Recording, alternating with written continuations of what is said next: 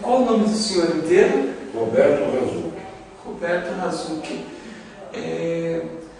Essa entrevista é para o Núcleo de Memória e História da UEMS, que vem se concretizar sobre a minha coordenação, nesse instante de implantação dele, e junto com outros professores que estão trabalhando, como o professor Halber, como o professor Roberto Padim, como a professora Almerinda, que é uma pessoa que faz parte da história da própria UEMS, e outros professores que estão envolvidos na questão de não deixar a UEMS esquecer de onde ela veio. E quando eu me debrucei com a história da UEMS, eu me dei de frente com a sua história, porque o surgimento dela e a sua história, elas caminham juntas nesse período. Então houve uma necessidade de vir falar com o senhor, né? Aí eu preciso fazer algumas questões, como por exemplo, o nascimento do senhor, onde o senhor nasceu? Eu sou nascido em Campo Grande, quando da época ainda Campo Grande era um município que pertencia ao estado de Mato Grosso, no dia 26 de março de 1941. 1941. Como foi a sua infância? Tranquila, como de qualquer menino ou jovem de cidade do interior. Campo Grande, na época da minha infância, uma cidade do interior, assim, pequena. As agitações que tinham mais era por causa da Noroeste, que era um fator de impulso da cidade. Estudei inicialmente no curso primário no colégio do nome Externato São José, e posterior a isso estudei no colégio Dom Bosco, onde eu fiz o ginásio e parte do científico, que naquele tempo se falava em ginásio e científico, hoje é primeiro e segundo grau, né? Então eu fiz o primeiro grau no colégio Dom Bosco, parte do segundo grau também no colégio Dom Bosco. Depois eu fui para o estado de São Paulo, terminei o segundo grau, acabei terminando no Rio de Janeiro, e lá prestei vestibular e fiz parte do curso de Faculdade de Engenharia em Barra do Piraí. Nossa. Por falar nisso, como é essa questão? Porque o senhor cita que na sua infância a questão da Noroeste era algo marcante. E como era isso, viver essa questão da chegada, bem dizer, né, dela na região? Na verdade, Campo Grande, na minha época, na minha infância, era uma cidade bastante pequena, e nós tínhamos ali várias unidades do Exército, unidade da Força Aérea, da FAB, mas um fator de maior impulso que teve para Campo Grande, e não só para Campo Grande, como para vários municípios aqui do antigo Mato Grosso, foi, na realidade, a Noroeste do Brasil. E quando da chegada dos trens de passageiros, aquilo era uma verdadeira festa na cidade. Muita gente ia para a estação para esperar o trem chegar, ver quem chegava na cidade, aquela curiosidade interiorana, e também era um fator de diversão, né, assim, de entretenimento. Por exemplo, tinha essa situação de políticos virem por ela, pessoas importantes passarem pela cidade de Campo Grande, utilizando essa... Sim, os políticos que vinham de determinada região do estado vinham através da Noroeste, por exemplo, da região de Corumbá, da região de Lagoas, mas os políticos que vinham da capital tinham que vir de avião ou de carro, né? E carro, naquele tempo, as nossas estradas eram assim, muito precárias, não existia asfalto, e os ônibus, naquele tempo não existiam esses ônibus que existem hoje. Na verdade eram as jardineiras mistas, que eram metade para passageiros e metade carroceria. Eu me lembro até bem do nome da empresa que fazia Cuiabá-Campo Grande, chamava Expresso Baleia, que ela era arredondada, assim, meio gordinha, parecia uma baleia. Então os políticos usavam mais o avião mesmo, né? Naquele tempo as companhias aéreas que nós tínhamos era a Real, já foi extinta, tinha a Panera do Brasil também. E como foi a sua adolescência? Eu acredito que normal, assim, sem grandes tumultos, participava assim, ativamente da vida social da cidade, porque filho da cidade, de família muito conhecida, meus pais, meu pai, meu avô, eram comerciantes bastante próximos já na cidade, então tinha assim uma vida social bastante intensa, esportiva também. Escola, como eu falei, eu fiz o primário no Internato São José e depois fiz o ginásio e parte do científico no Colégio Dom Bosco. E como é a sua relação com a escola? Muito boa. Sempre teve uma boa relação? Boa, assim, como todo jovem, adolescente, tinha também os meus momentos, assim, vamos dizer, de traquinagem, né?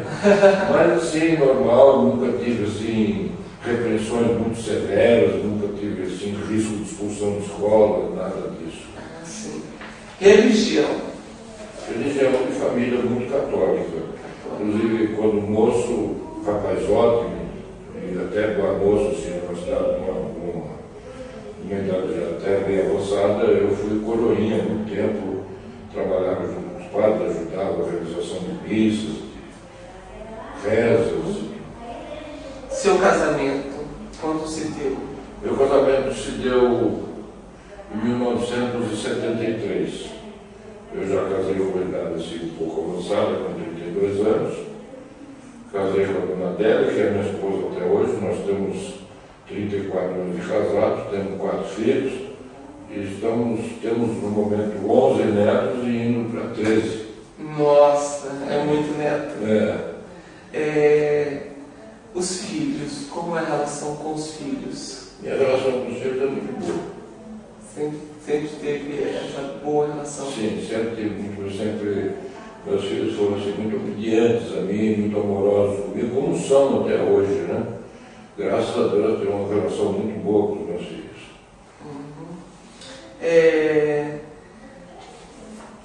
A sua família, ela é imigrante? Ela veio de outro país? Meu pai é imigrante. Da onde? Nós emigramos, minha família emigrou do Líbano. Do Líbano? Logo após o término da Primeira Guerra Mundial. Aquele quadro que o senhor tem lá fora é o mouro que está em cima de um cavalo? Porque na realidade a minha família ela é descendente de turco, não de libanês. Meus avós moravam numa aldeia na Turquia, numa região no norte da Turquia, e como minha família sempre se católica, naquela época, já no fim do Império Turco Otomano, né, a perseguição contra o cristão foi muito grande. Inclusive parte da família do meu avô foi assim, massacrada, como muita gente na aldeia em que eles viviam, quase todo mundo na aldeia, os que conseguiram fugir sobreviveram. Né? De lá eles fugiram para a Síria, posteriormente vieram para o Líbano, e do Líbano emigraram para o Brasil. Sim. Qual a sua função hoje? Hoje eu sou aposentado. Hoje aposentado. Tenho uma empresa de comércio de grãos, mas meu filho trabalha nela, né? Eu mesmo já estou aposentado. Está aposentado. Qual é a sua atividade profissional durante o período da implantação da UEMS? Durante a implantação do UEMS eu fazia o exercício da política e também trabalhava com essa empresa de compra e venda de cereais. Né? Qual é a trajetória política do senhor? A minha trajetória política foi assim, bastante rápida. Eu fui deputado por 2 mandatos e no fim do segundo mandato eu não me propus mais uma reeleição a concorrer a novo mandato. Não que eu tivesse sido delegado como que o povo não, que eu tivesse participado de uma eleição e não tivesse conquistado o mandato. Eu simplesmente não concorri, mas depois de 2 mandatos eu entendi que tinha prestado algum serviço ao meu Estado, então não quis mais. Qual o período dos mandatos? Eu fui deputado de 1987 a 1994. Eu me elegi a primeira vez em 1986 e a nossa posse foi no dia 1º de fevereiro de 87. Né?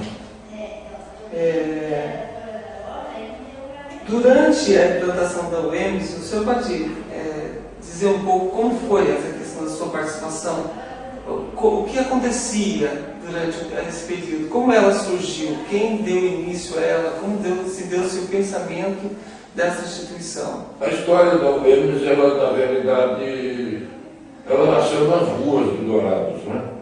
A juventude douradense, se não me engano, no fim dos anos 79 ou começo dos anos 80, houve uma manifestação pública através de uma passeata da classe estudantil douradense e pedindo a implantação de uma universidade para Dourados. E em função desta passeata, teve a feliz ideia e participação do deputado Walter Carneiro, que na elaboração da nossa primeira Constituição Estadual, ele, como deputado, ele já era deputado, e ele inseriu na nossa Constituição a obrigatoriedade do governo do Estado de implantar a Universidade Estadual do Mato Grosso do Sul, com sede em Dourados.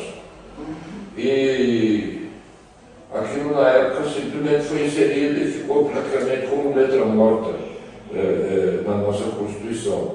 Eu não sei se por, digamos assim, má vontade dos nossos governantes, ou também por falta de condições do próprio Estado, que era um Estado novo, um Estado que estava nascendo, e já nasceu assim com uma história bastante tumultuada, governador nomeado e caiu, de repente nomearam o outro, tornou cair. E por que aconteceram todas essas coisas de ser nomeado, cair? É porque o primeiro governador nomeado do nosso estado de Mato Grosso do Sul, depois da sua criação pelo presidente Geisel, foi um senhor de nome Arria Amorim Costa. Ele, se não me engano, era um gaúcho e funcionário federal que prestou serviço no Estado e ninguém entende até hoje, ninguém sabe por quê. Ele foi nomeado governador do Estado. A classe política inicialmente aceitou, mas ao mesmo tempo começou a fazer um trabalho de bastidores e me parece que o Dr. Arria ficou, se não me engano, 10 meses somente como governador e puxaram de tapete e em seguida depois nomearam o Dr. Marcelo Miranda, que também não ficou muito tempo, veio também a ser caçado e assumiu depois dele o Dr. Pedro Pedrociano. Era visível a força militar no estado do Mato Grosso do Sul? Não, era visível não só em Mato Grosso do Sul, como em todo o Brasil, né? Porque nós vivemos aquele regime da ditadura, a força do regime militar era muito grande e, inclusive, se explicava muito, a gente respeitava até papagaio que era verde, né? Então, o governo militar, ele não foi um governo assim truculento com relação ao povo. Ele impôs normas assim, bastante rígidas, o respeito do povo para com o governante era muito grande, e o governo militar ele foi truculento no combate aos movimentos estudantis que queriam, digamos assim, a queda do regime militar e a volta da democracia. Né? Aí ele foi muito truculento, principalmente no governo Médici. Né? E foi o governo Médici que massacrou com os movimentos estudantis que não apoiavam a ditadura. Porque, por exemplo, nesse período a Constituição está sendo montada, a Constituição do Mato Grosso do Sul, né? Que é 1979, mais ou menos, e tem os movimentos estudantis. Como é essa relação aqui no Estado? Aqui no Estado praticamente não houve movimento estudantil. O Estado era assim, pequeno na época, era grande de dimensão territorial, mas um Estado com população pequena, cidades todas pequenas, praticamente provincianas, então o controle era muito forte e fácil de ser feito. Né? Eu mesmo, na época da ditadura, já no governo Médici, eu estudava em Barra do Piraí, no Rio de Janeiro, fazia engenharia e participei dos movimentos. Inclusive, estive preso, fiquei 2 anos e pouco preso. Depois de sair da prisão, eu não pude continuar o meu curso, porque os estudantes que haviam sido presos, eles não perdiam o direito de matrícula por 5 anos. Isso em função do ato institucional número 5, né, que é o famigerado AI-5, né? Então, nós podíamos trancar a matrícula por 3 anos e tínhamos a proibição de nos matricularmos em qualquer escola do país por 5 anos. Então, todos os que estavam na mesma situação vinham perder os seus cursos, né? Aí ficam as questões assim, o senhor consegue lembrar o nome de algum estudante que fez parte dessas passeatas em 1979? Tem algum que esteja, por exemplo, no município de Dourados? Algum desses estudantes que encabeçaram essas passeatas na universidade? Isso eu não me lembro. Agora, eu acho que o senhor poderia conseguir através da UD. Da UD? É a União Douradesca de Estudantes, que eles devem ter todos os registros dos seus diretores. E por aí eu acredito que seria fácil conseguir alguma coisa. Aí a universidade surge em 1979, mas ela só sai do papel, bem dizer, quase 20 anos depois. 93. No governo do Dr. Pedro Pedrociano. Em 88, depois de promulgada a nova Constituição Brasileira, nós tivemos, eu já era deputado, eu fui presidente da Comissão de Sistematização da Constituição Estadual, e nessa época o deputado Walter Carneiro também era deputado, ainda era deputado, e junto com o deputado Walter nós mantivemos inserido na Constituinte Nova a criação da Universidade Estadual com sede em Dourados. Em 1990 teve nova eleição, o deputado Walter não se reelegeu, eu me reelegi, se elegeu o governador então na época o Dr. Pedro Pedrociano, e passado coisa de 2 anos e meio, e eu sempre trabalhando, apresentando projetos que viessem a estimular e também forçar a criação da Universidade Nova. Inclusive apresentei projetos que criavam uma comissão de implantação, uma série de coisas assim. E um dia, assim, num momento assim, de inspiração, eu pedi uma audiência com o Dr. Pedro. E fui a essa audiência com o Dr. Pedro simplesmente uma visita de cortesia, não fui para pedir nada politicamente, nada disso. E estamos conversando, que o Dr. Pedro é amigo da minha família de muito tempo, e eu falei, Dr. Pedro, e a nossa universidade? O senhor não vai implantar? Ela falou, Kazuki, eu já implantei 2 universidades, que é a Universidade Federal de Mato Grosso e a de Mato Grosso do Sul.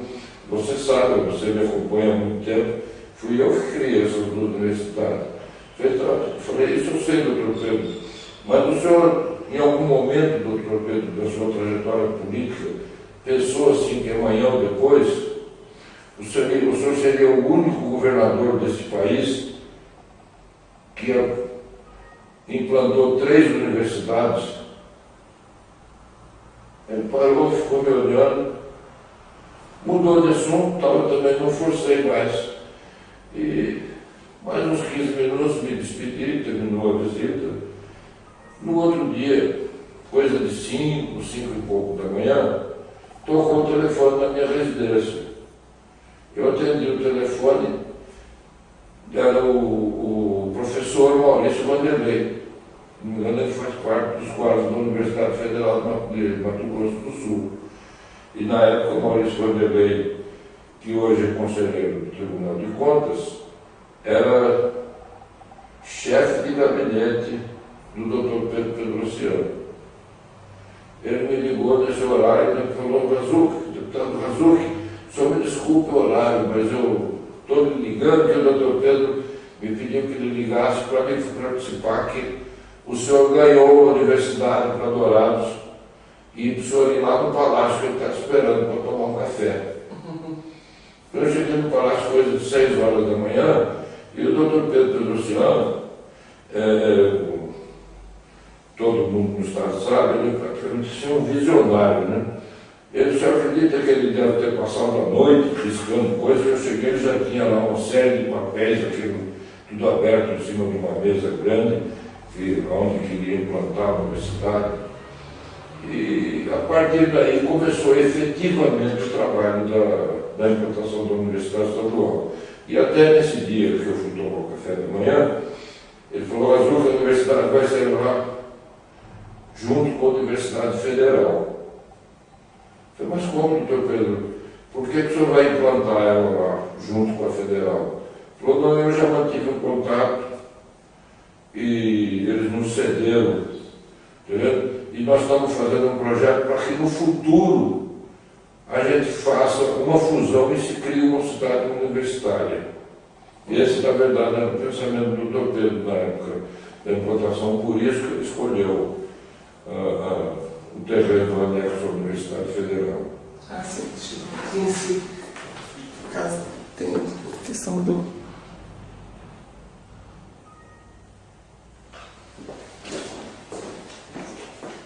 Foi bom o senhor ter tocado nessa questão, porque assim, se vive várias coisas na universidade de hoje. Uma das questões que se vive na universidade de hoje é a questão do comodato, que na verdade há um tipo de um contrato a qual a universidade ele acaba se tornando parte da Universidade Federal. Seria que tudo que está dentro do terreno volta a fazer parte. Isso aconteceu durante esse período da construção da implantação do UEMS? Por que desse acordo de devolver todos os prédios? Não, o pensamento do Dr. Pedro não é devolver, de depois, digamos assim, de X anos, que eu não sei qual é o período do contrato de comodato, mas o sonho do Dr. Pedro era de fazer uma fusão entre a Universidade Estadual e a extensão da Universidade Federal do Mato Grosso, que aqui ainda não era a Universidade Federal da Grande Dourados. Uhum. Aqui era uma extensão. Então, para mim, o Dr. Pedro sonhava numa fusão e criar uma universidade só. Não sei se como estadual, isso no futuro, ou como uma universidade da Grande Dourados, né? Sim. Por que a escolha do município de Dourados? Porque daqui nasceu a ideia. A ideia nasceu aqui pelos estudantes, pela juventude. Talvez essa passeata que tenha acontecido no começo dos anos 80, ela tenha até sido em função da necessidade de universidade, porque aqui normalmente o jovem, para estudar, tem que se deslocar para fora. E naquele tempo nós tínhamos aqui uma pequena extensão da Universidade Federal, né? Uhum. Não esse complexo todo que é hoje. E tinha, se não me engano, naquele tempo já tinha sido implantada a Socigram, que era somente o curso de Direito. Uhum. Então, e a ideia nasceu aqui, e o trabalho político foi dos deputados de Dourados. Logicamente, com o apoio dos outros deputados, porque senão não se aprovaria essa emenda na Constituição, esse artigo da Constituinte, né, nas disposições gerais. Os bastidores do meio político nesse momento, porque assim, eram partidos, né? Você tinha um grupo de partidos, então você tinha posições adversas às questões. A UEMS surge com essa influência. Existiam pessoas contra, existiam pessoas a favor? Não existia pessoa contra. Podia, assim, digamos assim, não teve uma unanimidade de trabalho dos deputados, porque cada um puxa o interesse do seu lado, para a sua região. Mas eu acredito, sim, houve sempre uma simpatia pelo movimento de implantação, porque Eu acho que cidadão nenhum, em sua consciência, muito menos ainda um político, vai fazer um trabalho contra a implantação de uma universidade, seja onde for. Porque uma escola, uma universidade, isso aqui é essencial. A educação é a base de uma sociedade, é a base da formação de um povo e de uma nação. Então houve assim, sempre o apoio dos seus deputados. Pode não ter tido o trabalho deles, essa é a realidade. O trabalho, sim, começou a ideia com o deputado Walter Carneiro, depois ele não se reelegeu, mas o trabalho, na verdade, basicamente foi meu. Isso eu não me envergonho e nem fico assim constrangido de dizer não. Logicamente que dentro desse trabalho sempre tive o apoio do deputado Valdemir Machado, que era o deputado aqui de Dourados na época, tive o apoio inicialmente na Assembleia do deputado Humberto Teixeira, que depois veio se eleger prefeito de Dourados, e inclusive a universidade foi implantada quando ele prefeito aqui. Porque assim, aí tem a coisa, monta-se a ideia de UEMS, vai para votação, ela é aprovada, e aí como decidir as unidades? Porque na verdade ela é muito parecida com o próprio Unesp de São Paulo, né, que são multicampos. Como escolher esses municípios? Quando se efetivou assim, a criação da Universidade Estadual, eu tinha na minha assessoria uma professora da Universidade Federal que estava licenciada, foi a professora Sandra Freire, que posteriormente foi reitora da Universidade Estadual por um período. Então a professora Sandra, ela ajudou muito no trabalho de implantação da universidade, inclusive